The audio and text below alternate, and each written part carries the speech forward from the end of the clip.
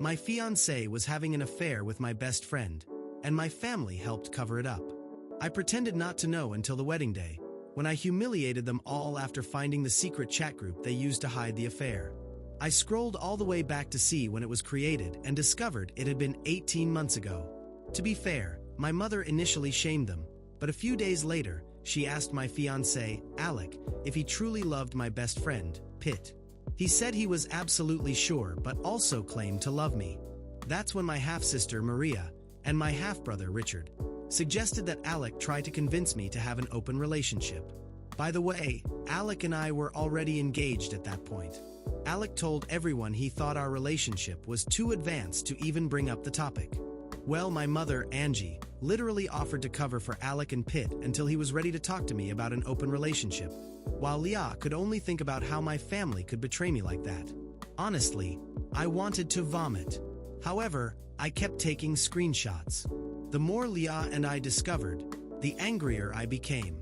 I found out that Pitt had taken my place on our last family trip a while back since I caught a stomach virus and couldn't go. I can't even imagine what they did on that trip, and the fact that my mother was okay with all of this is what hurts the most, on top of the fact that she had known for over a year that my fiancé was cheating on me. A few days after finding out, I had a moment of weakness and ended up sending the screenshots to Alec's parents, explaining everything. They called me right away. They asked if I had any concrete proof of the affair besides the group chat and the claims about provocative pictures. They requested more screenshots, and I basically sent them a large portion. His mother made me feel bad for sending them. She was sobbing and apologizing for her son. Soon, she was inconsolable. His father took the phone and asked if there was anything his son could do to make me think differently. I was offended by the question, asked if I could be honest, and told him that unless his son could shrink and disappear, there was really nothing he could say. His father said he understood. I asked them to keep everything a secret until I spoke with Alec. They agreed, and we ended the call. For a while, I thought vomiting from stress was rare, but it kept happening. Alec heard me throw up and tried to comfort me, but I raised my hand and wiped myself off. He looked concerned and asked if I was okay. For the first time, all I could see was red, but I kept my composure. Later that day, I started getting ready for the rehearsal dinner. Alec said he needed to take care of some things before we went to the restaurant. I told him it was fine and that I'd see him later. Before leaving, he said he loved me and was excited for our big day. I said, me too, trying to hide my rage. As soon as he left, I gathered all the screenshots. For those who don't know, you can schedule messages to be sent at a specific time. I decided to do that and send all the screenshots to Pitt's entire family, our friend groups, his family, and mine. I scheduled it for 1:25 p.m., which would be in the middle of dinner when people would be giving us gifts. I gathered all my strength and went to the restaurant. By the time I arrived, my mother and her husband were already there. My mother hugged me, and all I could do was stand still, feeling her hands on me. It was like she was violating my spirit. I gave her a quick hug so she wouldn't suspect anything, and we went inside. Guests started arriving. Surprisingly, everyone was on time. When everyone was gathered, Alec gave a speech about how happy he was that everyone had come and how excited he was about the dinner. He mentioned that I was the love of his life and how happy he was that our families were coming together. I wanted to ask how he had the audacity to say that, but I just gave fake smiles and looked at Pitt. She looked like a clueless dog, smiling and clapping for us. Seeing it in real life is truly astonishing. People will do anything to get what they want. I could barely eat because the stress was consuming me. When the scheduled time arrived, people's phones started buzzing, and Alec and Pitt's phones blew up. For the first time, a genuine smile appeared on my face. It was like watching a kingdom collapse. The horrified expressions on Pitt and Alec's faces when they looked at me were pure gold. It was the only positive thing I will keep from that emotional day. My aunt lost it and started calling my mother a cruel and ruthless witch over and over again. My mother quickly glanced at her phone and saw that I had sent the screenshots. She started screaming and yelling that I was trying to ruin her life again. The reaction of my grandparents hurt me the most because they started yelling at my mother. My grandmother, along with some of our other guests, was completely shocked. She was trying to restrain my aunt while my aunt shouted all sorts of insults. My grandfather was yelling at my mother, saying he hadn't raised her like this. By that point, everyone was screaming and crying hysterically. My bridesmaids were insulting Pitt, calling her every name imaginable. I hate to admit it, but I enjoyed that. Then my grandfather turned to Alec and started yelling at him. I just started laughing and crying at the same time. I had so many emotions that I think my body didn't know what to do, so it did everything at once. The tears wouldn't stop falling. My cousin rushed me out as fast as she could, with Alec chasing after us. He kept shouting my name and begging to talk. I ignored him, and my cousin held him back from the car so I could get in and leave. She took me to my aunt's house and told me to stay there and not open the door for anyone. After that chaotic night, I spent the following days in a daze. I couldn't sleep properly, and every time I tried to relax, the sound of the messages blowing up on people's phones echoed in my head.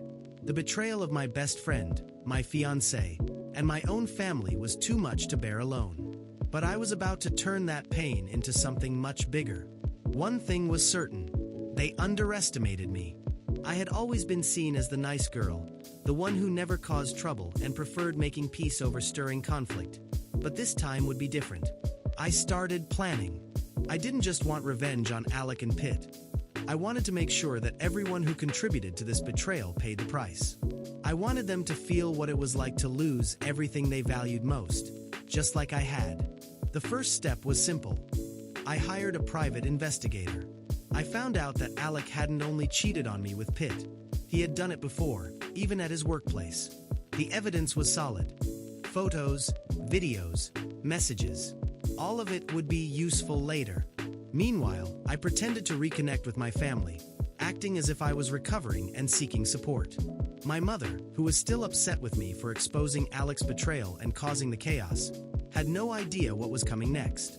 I also knew that Pitt was trying to save her image, blaming Alec and playing the victim. Everything was unfolding exactly as I planned. Finally, I decided it was time to start the real game. The civil wedding hadn't been officially canceled yet, so technically, Alec and I were still set to get married. I made sure to act cordial, arranging a meeting with him to discuss our future. When we met, he looked visibly uncomfortable, but I was calm. I made sure to show up looking well put together, flawless, exuding strength like never before. Alec seemed surprised, maybe even relieved, that I wasn't crying. I had thought about it a lot, but I managed to hold back a smile. "I think we can call off the wedding, but we need to sort out some legal details," I said. He looked suspicious for a second, but I convinced him that I was aiming for an amicable breakup. I scheduled another meeting with his lawyer under the pretense of resolving the legal aspects of our marriage. What Alec didn't know was that I had already prepared a legal bombshell. On the appointed day, I brought all the evidence the investigator had gathered and hired the best divorce attorney in town, someone known for utterly destroying reputations. Before we even sat down at the table, I laid everything out for Alec. His past affairs, the crimes he had committed at work, his use of company funds to buy gifts for Pitt, and all the evidence. The look of shock on his face was indescribable. "This isn't possible. How did you find out?" he stammered. "I always knew, Alec," I said, leaning across the table. "The difference is, now you're going to pay." But this was just the beginning. I had already contacted HR at Alec's company, sending them proof of his embezzlement and his secret rendezvous during work hours. He was fired the next day, and soon his entire career began to crumble. What Alec didn't realize was that I had friends in high places at his company. Pitt, on the other hand, thought she was safe, but I had saved the best for last. I used the screenshots to ruin her reputation on social media, exposing everything to her social circles. The girl who had always bragged about her perfect life suddenly found herself being called a traitor and a hypocrite by everyone. But what truly shattered her was when I discovered she had been in another relationship before Alec. I exposed this to her new boyfriend, a well-connected, influential guy, who immediately broke up with her. Now she was alone, without support, and without the good reputation she had clung to so desperately. The cherry on top was my own family.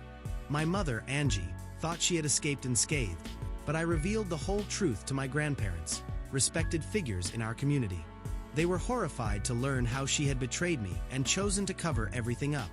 As a result, they disowned her and severed ties completely. In the end, my mother lost her connection with her own family, and the protective mother act she had always put on crumbled for good. But there was one more twist. In the months that followed, Alec tried to rebuild his life. He moved to another city and started working at a smaller company.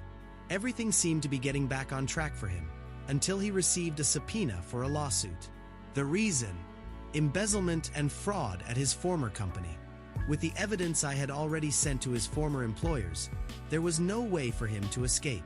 Not only did he lose his new job, but he also had to pay an exorbitant amount in fines and legal fees. At the final hearing, I made sure to be there. When Alec saw me in the courtroom, the shock on his face gave me a satisfaction I hadn't felt in a long time. He had no way out.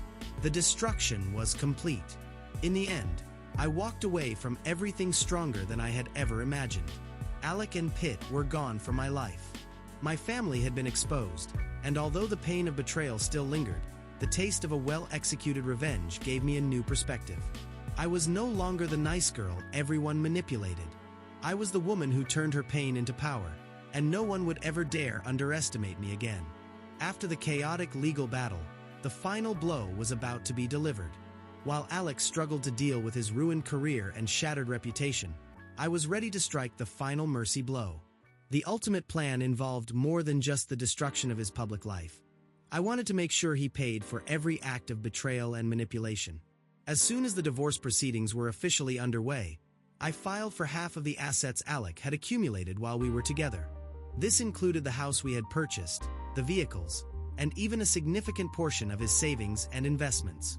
I knew I had a legal right to it, but I also knew the emotional toll of this move would be even more devastating for him. Alec's lawyers tried to slow down the process, arguing that he was in financial distress due to the scandal. However, I had anticipated this strategy and had prepared a solid counterargument. With documents and evidence, I proved that Alec's financial downfall was a direct result of his own misconduct and, therefore, he should not be allowed to benefit from any leniency in asset division. The first day of court for the division of assets was a spectacle. Alec was clearly desperate. The image of a once powerful and confident man now shrinking in a corner, begging for mercy, was something I would never forget. As the hearing began, Alec tried to argue that his financial situation was unsustainable and that he couldn't afford to give me half of what I was requesting. He stood up, his tone almost pleading. "Please, you can't do this. I'm ruined. I never thought you would go this far. I thought we could settle this amicably. Can't we come to an agreement?" His lawyer attempted to downplay the situation, but I was already prepared. I presented evidence that, despite his claims of financial hardship, Alec still had access to a significant amount of hidden assets. His legal team was left speechless as I laid out a series of documents detailing his undisclosed bank accounts and unreported investments. In a particularly intense moment, Alec approached me privately in the courthouse hallway, visibly shaken and on the verge of tears. "You have to stop this. I'm begging you. You're destroying my life. Please, think about everything we had.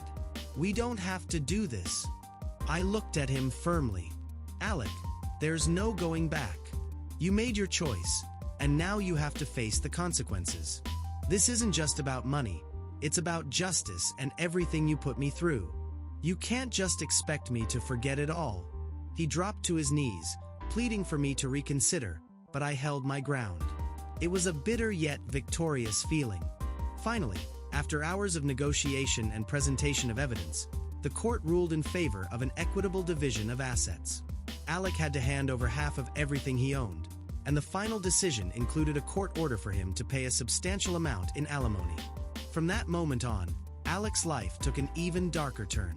He tried to find ways to regain some stability, but the combination of financial loss, public scandal, and emotional impact was too much for him.